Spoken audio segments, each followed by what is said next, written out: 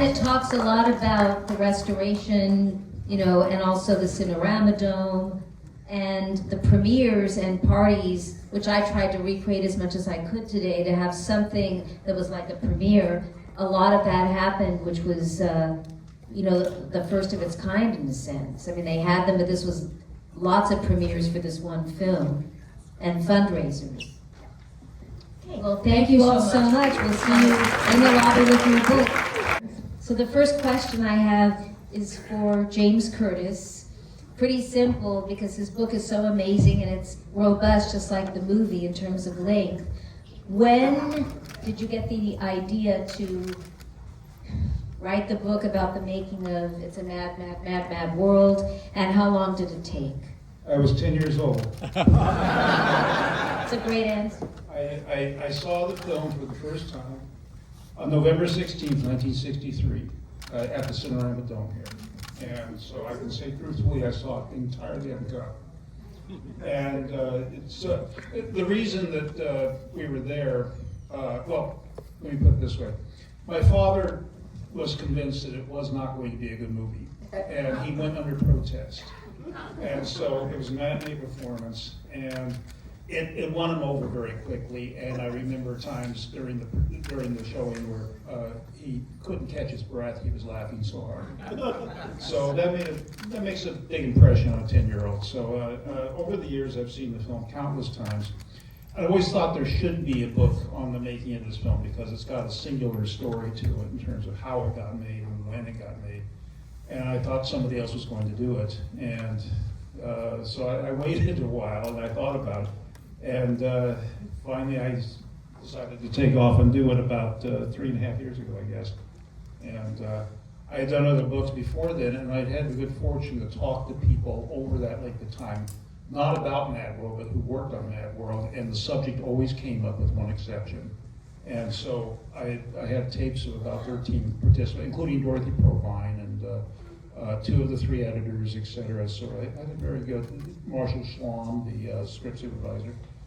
I spent almost a full day with William Demarest at his home in Palm Springs, and the subject did not come up once, unfortunately. I didn't think to ask about it, but I had a great deal of material. I knew where I could possibly get some more, and so that's really what everything collapsed around that I thought I had everything in place, or could have everything in place to do it. And so it took about 3 years total to pull it together and draft it. And you're the one who did the work and got it out there and got it done. Good for you. Well, this is really more of a conversation, and then we'll open it to your questions. So Barry, having seen the movie so many times, and I know you've talked about it so often, but please share maybe one story for the audience that you remember from making the film. Oh, one story. Yeah, well, one that you got angry at me for saying, which was that I was very honored to be asked to be anything that Stanley Kramer was going to do. And when I got there, he didn't say anything to me. And I thought, oh my God, am I awful? Does he hate me? You know, what's wrong? And he said absolutely nothing. So I really did all that with the impression that he hated me. Yeah. You were doing such a great job. Why stop you? Yeah, but well, no, I don't know. But I knew Dick Shawn. I had done Opposite Sex, a little thing with him, and so I was aware of his zany behavior. I liked Dick a lot, and so yeah. It was a remarkable experience. I was floating among all these incredibly talented people, and yeah. Holding your own quite successfully, I would say. I'd like to talk about Dick Shawn's red shorts, please. Whoa! Not only that, but you knew when his stand-in was doing the tricks, because that guy had regular size shorts. Dick's were embarrassing. Well, Sorry. Joanne, that leads me to you and your memories of the film. Can you share about when you first saw it and what you remembered watching it today? And Yes, you know, what did you- actually, I was in my mother's womb at the time. That's what I thought. And we both came out approximately the same time. It's just, I am flabbergasted. So many people I know and love are in this film, and they're all so wonderful. And it just makes me smile to even think about this movie. Well, the I don't songs- even have to be watching it. It makes me smile. It brings so much joy. So thank you. Well, we're so happy to have you here because you've worked with so many people in the film. Literally. You know, yeah. And, About Dick Shawn now. tell your Dick Shawn story. What, dear? A story about somebody in the film that was on Laugh-In. Terry Thomas or... Oh, all of them. And it was very fast. The show, was very fast. And shooting it was very fast. So there wasn't time to just hang and say, how you doing, what's happening. If we got together, it would be after the shooting. And we would always get kind of messed up. I mean, there'd be a water scene or a paint scene where am I popping? That would make us get our hair wet or whatever, so we wouldn't quite often go across the street, and talk to people. Mainly, we were just working. But if Dick Shawn had shown up with those red shorts on, that might have been a different story. Well, now, Dave Thank Wooten, at the very end there, I'm going to go on this side, then start over here. Talk about your extraordinary installation outside and some of the things. She's wearing the jewelry, but we shared a little bit, but why don't you talk about the story? First of all, hey, I worked with Joanne, kind of. She did the voice, I did the drawings of the wardrobe. Let me see what's in my drawer! And I made Joanne a ring out of the crash. Yes. If you lost it, I took a picture so I can show you. Oh, thank you. Anyway, I hiked down the mountain. Look, I had a friend, Bill Kraft. He's one of my dearest friends, and I worked in animation for 20 years before it kind of started winding down, and I was tired. And I thought, you know what? I want to go see where the filming locations were. And Karen made sure that I got to do the filming locations map for Criterion. Thank you, Karen. And so I hiked down the mountain where the car crashed, and there were all these pieces. And my friend Bill said, oh, it couldn't be. And I don't know. They built a ramp for the car to go off the cliff. That was built for it. So no other 57 Ford Fairlane 500 is going to go that far down the cliff. And so, yeah, the pieces I found, I was sure were of the car, and I left them there for many years, and I thought, well, then it looked like they were going to widen the road one day, and I thought, you know what? If they plow over all this stuff, I'll just always kick myself for not taking it. So I went down and I gathered it all up, and I made jewelry and shift knobs and all kinds of things for years. I made hundreds and hundreds of items, and I sold almost all of it. I could make more, but my parents needed me for a while, and that was my focus. So yeah, I have just a few pieces left out there, but that's my story. Is that what you wanted? Yes, yeah. How long after they finished filming did you do that? I went down 50 years later, and the glass was turned aqua by the sun. The car glass, the shattered glass. 50 years later. 50 years later, it was still. When they filmed this, I'm sure it was wilderness out there, so they just left everything. We were surprised. That was naughty of them. I'm wearing one of your beautiful pieces. That you I made cleaned it up. Don't worry about it. I always wear it for you. Well, I was going to ask you last, but I'm going to ask you now since you're on this side. So talk about, the Cinerama Dome. I mean, we're in this amazing theater that the movie still looks great, but you can talk about what we did to save the dome originally, what we're still trying to do, and how you single-handedly have really stepped up to the plate to keep, besides everybody else, I'm not taking away from anybody else that has done this, but really kept this film alive with all the anniversaries that you've produced and making sure, that, you had Billy Crystal as a co-host at the Academy. Folks, she's really, even though she wasn't on the film, you weren't married to She wasn't married to my father when the movie was made, it was after, but she's really done a lot to keep this particular film, besides all the others, really out there. Well, thank you, but Stanley was never one to promote himself. He would promote his films and the people that were in his films, but not necessarily himself. So he would make one film and it would be like having a baby, a child, and that was his whole attention.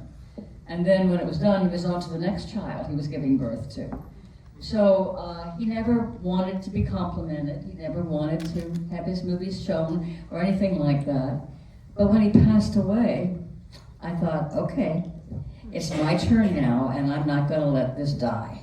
So I decided that Mad World was worth seeing again. So I produced the 40th anniversary twice in 1 year at the Cinerama Dome, where it was originated, and was very lucky to have almost everybody in town turn up for that. And I recreated the same premiere that they did originally, with the Klieg lights and the whole 9 yards. And then I presented the 50th anniversary, and Billy Crystal was so kind to say, I want to co-host with you. And all these guys, every one of these comedians that were in this movie, if I called them and said, I'll be there, they never, ever let me down. While they were still alive. Well, while they were still alive, of course. Because now you never know. I think so. It'd be a miracle if they were here tonight. But anyway. Well, anyway, you're so funny. Just to add that. Well, all right. So anyway, so I did the 55th, and all the in-betweens. And I always think, who's coming? But it always just makes me so happy that so many of you continue to show up because you love this movie as much as I do. And of all of Stanley's 35 movies, and he made some really good ones, this one has stood the test of time. And you know what's so interesting and what makes me so even happier? Is that UA, who put up the money for this movie, distributed it, was not happy with the 4-hour intermission because they were only showing it twice a day. They took it away from Stanley and they edited it down to what we see today, which broke his heart. This was the movie they hated the most of all the movies he made for them, and he made 15 great movies. This one was like the stepchild to them. And interestingly enough to me, this is the one that everyone still comes to see. Every single time that I produce it, they're there. The audience is always there. And so many young people. And I say, well, you were so young when this movie was made. How would you know anything about it? You weren't even born yet, some of you. And they said, because it's a clean film. There's not one word of swear in it. There's no sexual innuendos, nothing like that. And I said, that's because it's a classic. When you have a classic, you never have to reduce to that kind of humor. So I think that's what's kept it going for so long, and so many families are not afraid to take their children to see it. So. Okay, well, I'm going to start with Sandy, and then we're going to go down and back. So, yay, woo! Do you have any stories to share? I was 7, I don't remember shit. But it's nice to be here that you would have this screening at a theater in Beverly Hills with no parking. Like, congratulations to you for even finding this place and getting in here. And I had to go out every hour and move the car.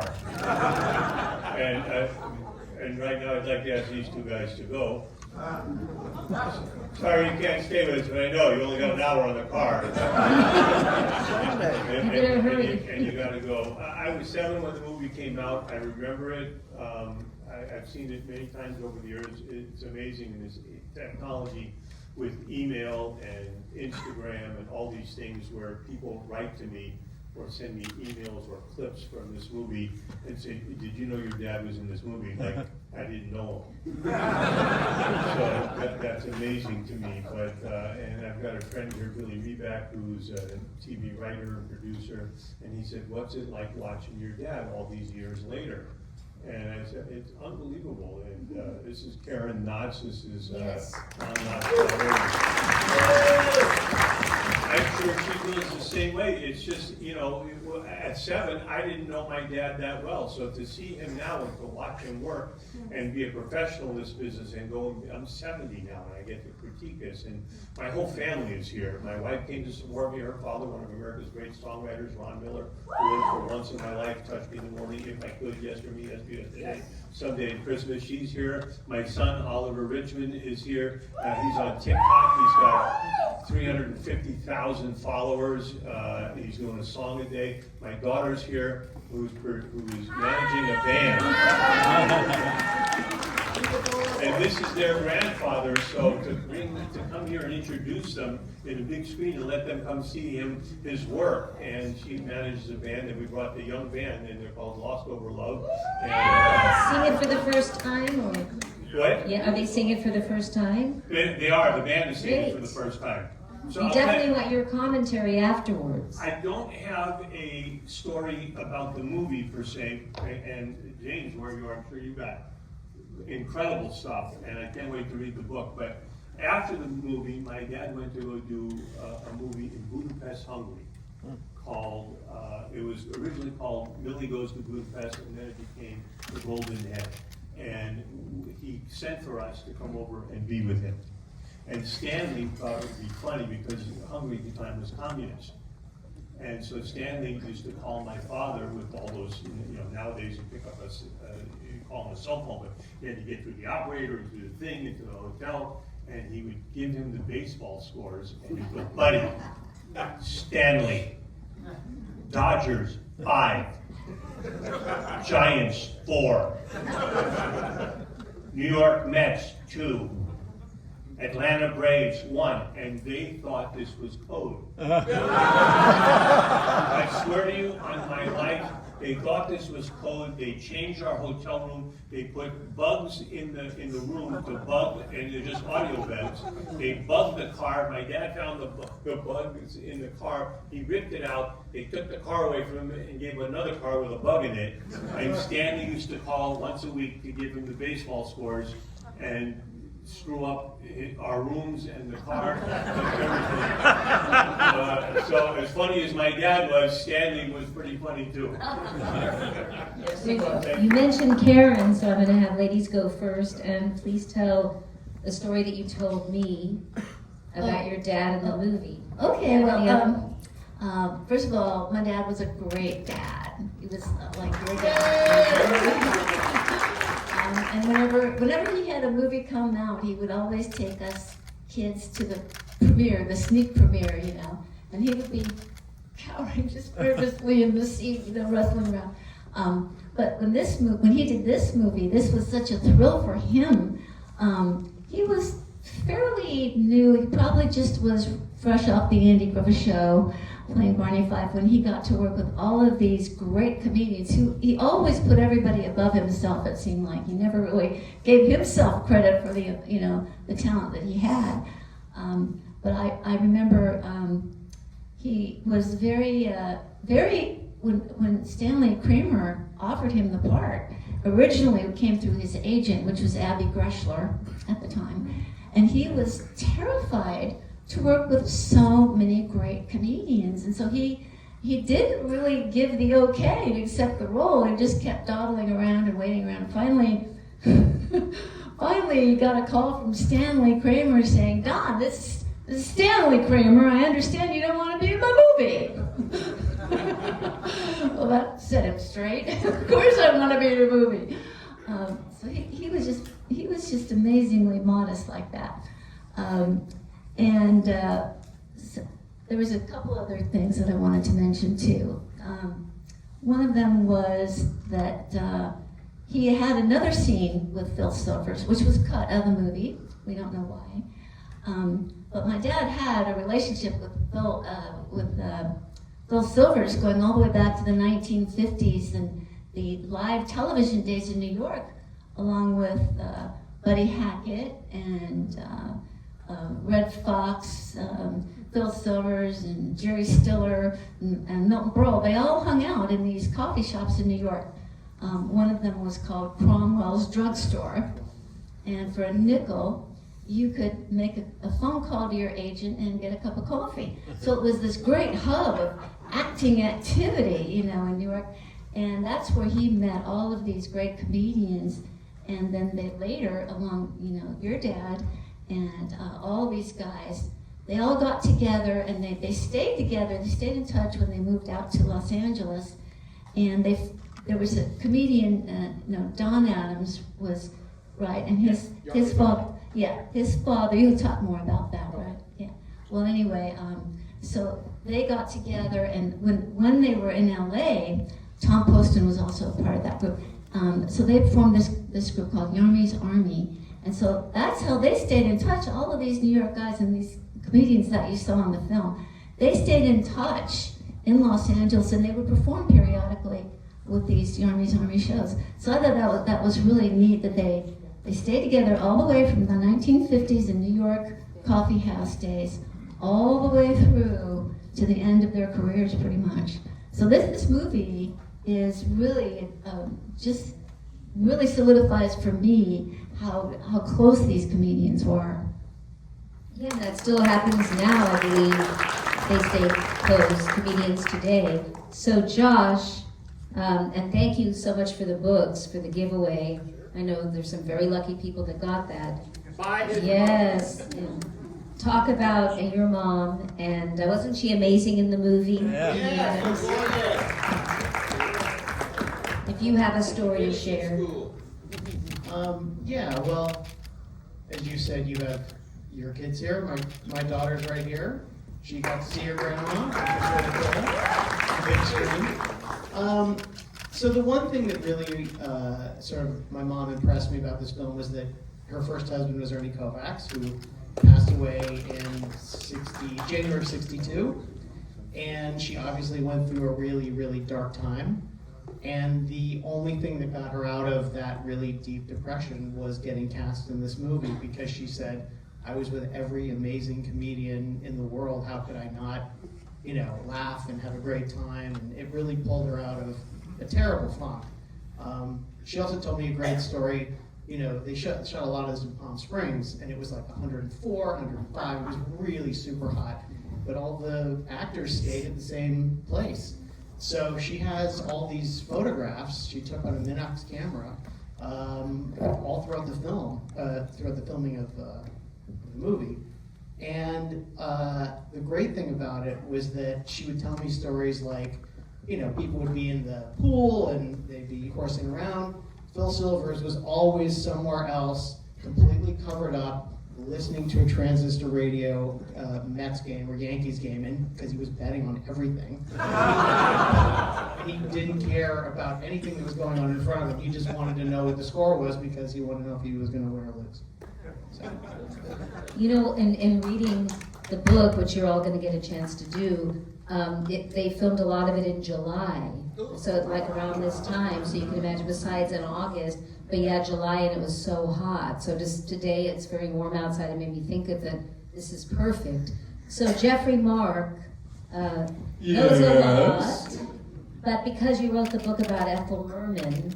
Would you like an Ethel Merman story? Yes. Okay. I know there's a lot of Ethel fans in the house. Ethel Merman fans? And I was a proud member of Yarmy's Army. We can talk about that another time. A 1 minute of history. When Ethel Merman finished in Annie Get Your Gun in 1949 on Broadway, she made her television debut on the Texaco Star Theater with Milton Berle. Now, she had been told that Milton would upstage people.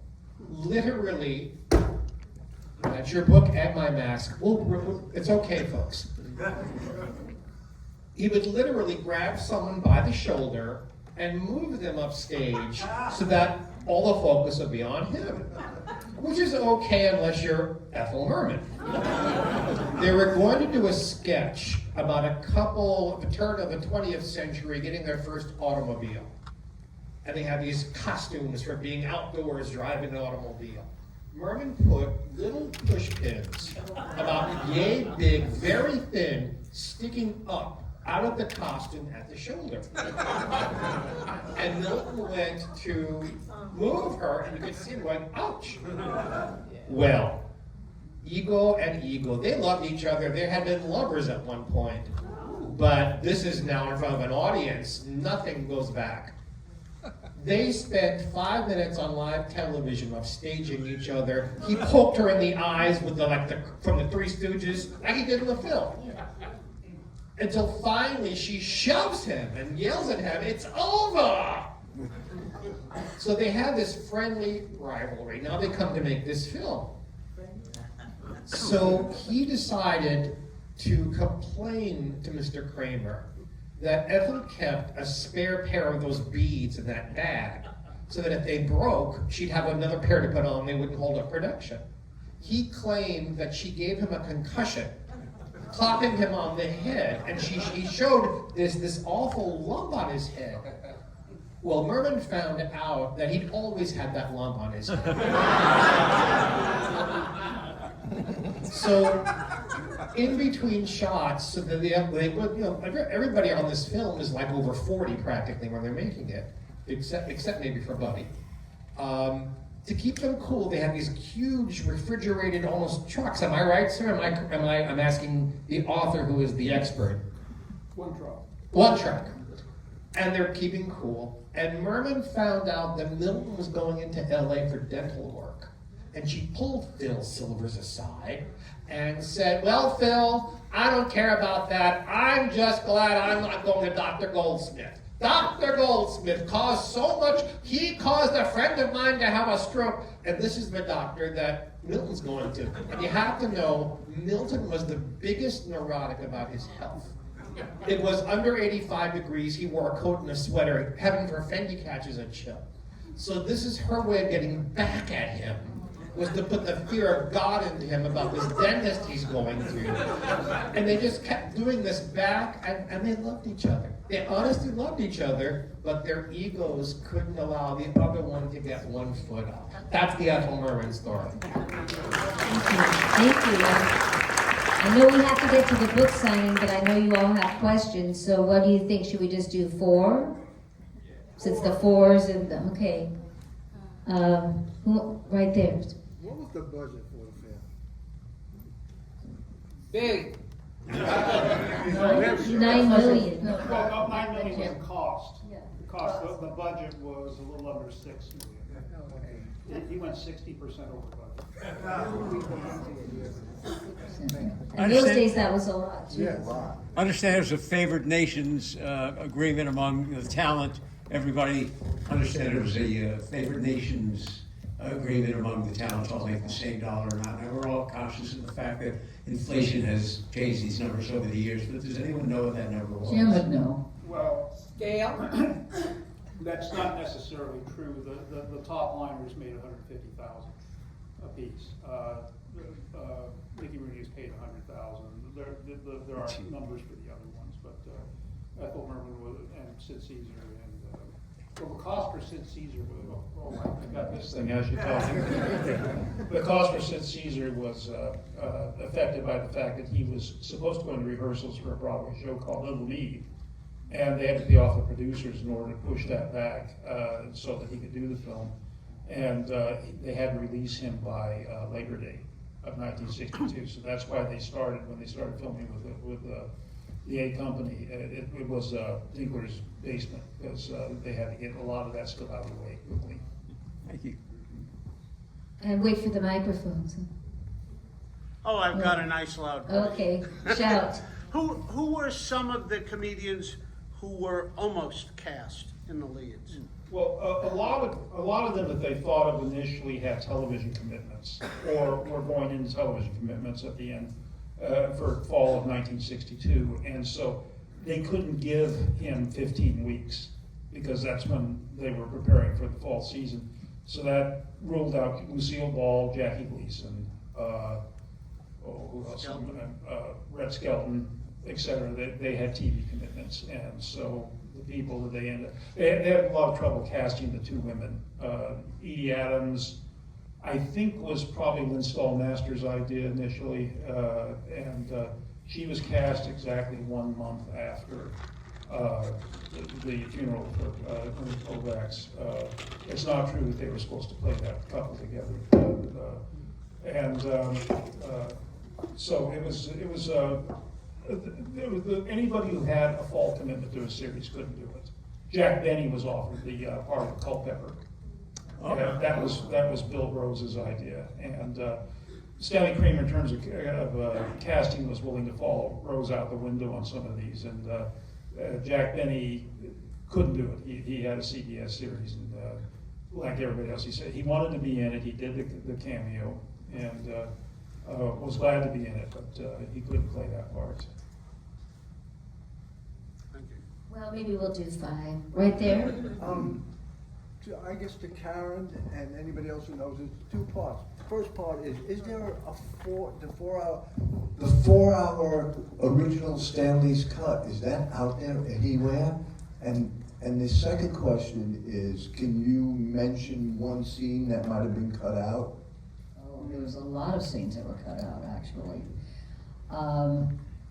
We've been looking, not myself now, I did for many years, looking for that lost footage. And I had the displeasure of meeting up with David Picker, who was part of United Artists, who his father, Arnold Picker, was responsible for a great many of Stanley's movies. And when David came along, he was the son, and he cut his eye teeth on Some Mad, Mad, Mad, Mad World. And he hated the film. And he hated Stanley. And he just said it's the worst film that he's ever made for us. And he didn't like the fact it was 4 hours long with an intermission, because financially speaking, we had a point. You'd only show it twice a day. So they took the film away from Stanley and wouldn't even let him re-edit it. And he was a very good editor, Stanley. And he broke Stanley's heart. So many years after that, after Stanley's death, at the Producers Guild, I'm a long-time member of the Producers Guild, and I had an award under Stanley's name there for many, many years. And I heard that David Picker was there. So I went over to say, hello, I'm Karen Kramer, and how about, I want to ask you something about It's a Mad, Mad, Mad, Mad World. I said, where is the lost footage? Because you guys took it away, and he said, I'm just going to tell you right now. I really hate this movie. And I really don't like your husband. And he said, I'm thinking about writing the book. I said, do it. He said, what? I said, do it. And he said, why? You're his wife. Why would you ever say such a thing? I said, because nobody will be on your side. So, and a lot of the answers are in Mr. Curtis's book. Okay, one more back there. Oh, the gentleman with his hand up. Which one? Okay, right in the middle. Is there 2? My question is for Barry. It's my favorite dance scene of all time. You must have that book. I wanted to know how choreographed was it? How much of the dancing is you, and what was the process, and how many times did people break? Because there's no way you guys got that the first day. What was the process behind filming, and how choreographed was it? Okay, I was curious what you said at the end. Oh, you said did you break back? Okay, here we go. Well, hello. Okay, not choreographed at all, improvised.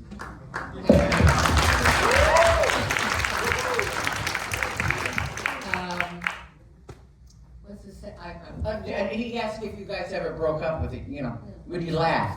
Yes, how did you keep a straight face? No. Dick was totally in character, and I chose to do a deadpan. Oh, well, I chose to be stoned, actually.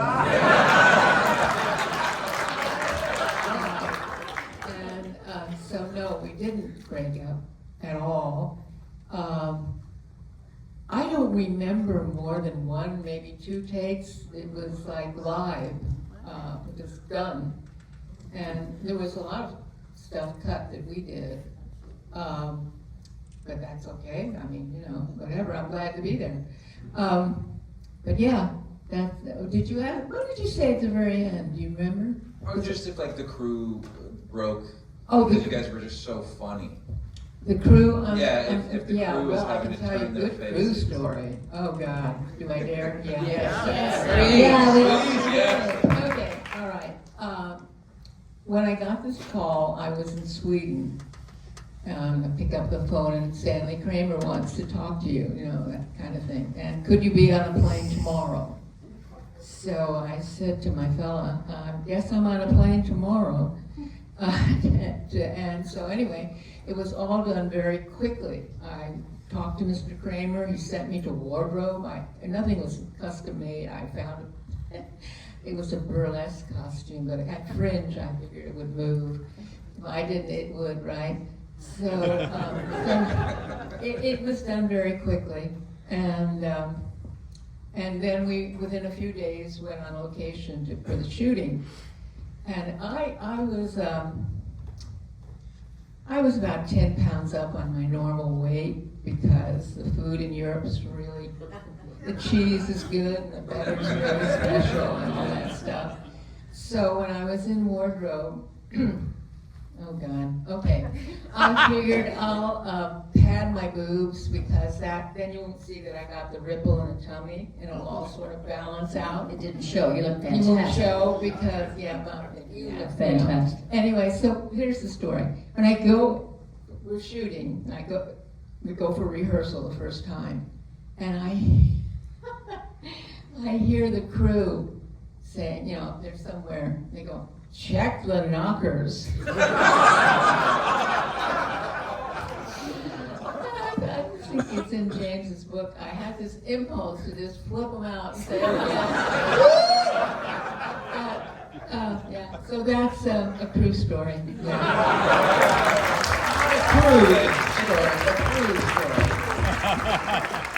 One thing that I should point out is if you look at the script for Mad World, the shooting final, as you will, there's none of that in the script.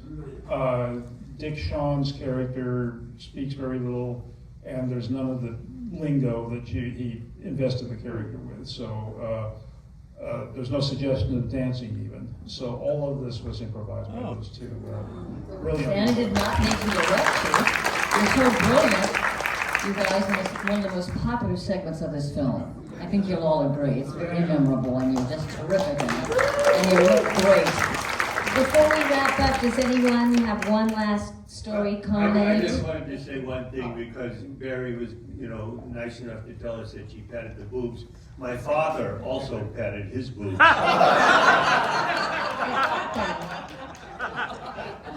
you have time for two short things? Two short things. You're first. Well, I wanted to tell one last thing. I don't want to keep you here forever, but some of you have heard this. My Jonathan Winters story. You know it? Tell it. May I tell There's it again? a lot of Jonathan Winters that opens the book. Well, Jonathan was not known particularly. He was a complete unknown, except he had done the Jack Parr show a couple of times and getting started in his career, but he wasn't universally known. So Stanley saw the show and thought he'd be perfect for Pike. So he called him up on the phone and said, "This is Stanley Kramer, Mr. Winters. I'd like to cast you in my film. It's Mad World with Spencer Tracy and Dick Shawn and Milton Berle." He said, "Oh, Mr. Kramer," he said, "first of all, I'm not an actor. And Spencer, no, I can't. I just can't do it." And so Stanley kept saying, "No, we'll do this." And he kept saying, "No, I can't." And Stanley just wouldn't let him go. He just was relentless in getting him. And so finally Mr. Winters said, "Stanley, I have to be really honest with you. I just got out of a mental institution. And they say I'm certifiably insane."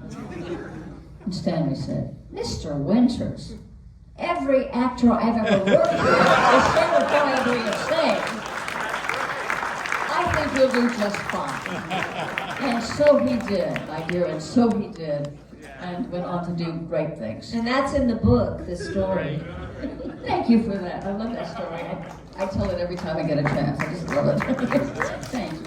Any last comments down here? Any last burning questions? Two quick things. First of all, I was always very concerned about Edie Adams because I thought her husband had just died in this car wreck. And she's part of this movie where it's really funny that a guy's dying in a car wreck. But it was so good to hear Josh say, no, she loved it. So thank you, Josh. Thank you for that.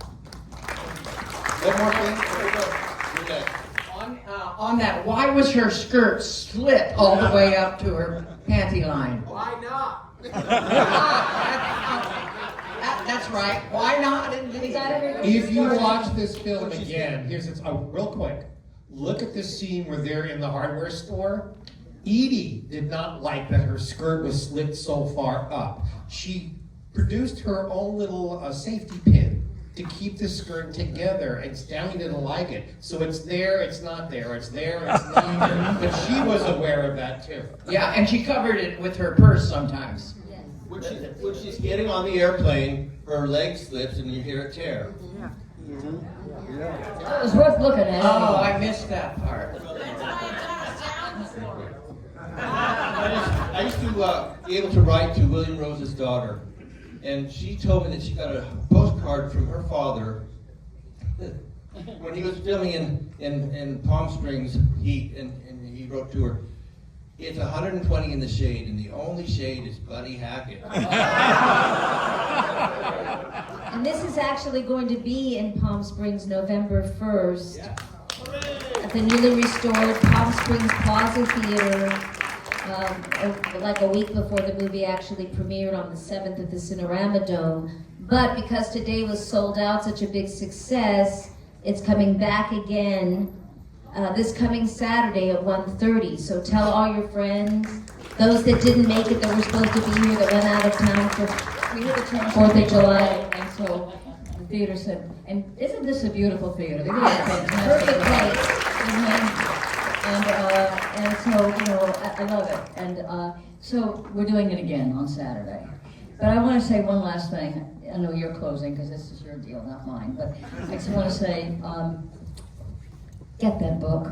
If you really love this movie, you're going to love the book even more. Because when I knew it was going to be a very good book because I know Jim's writing. And I've known him for a while. And I expected to get a very good book. And I was wrong. It isn't a very good book, as I said earlier. It's a great book. So if you love the movie, get the book. You'll even like it even more. And if you're a filmmaker, or you're an actor, or whatever, you got to understand how this business is. It isn't always pretty. It's right. Whoever said that line? Comedy is a grim business. It was Stanley Kramer. Was it Stanley said that line? Yes. Oh, Stanley said It's grim. It's a grim business. It is. And it's a serious business. And it's not warts at all. This book does not gloss anything over.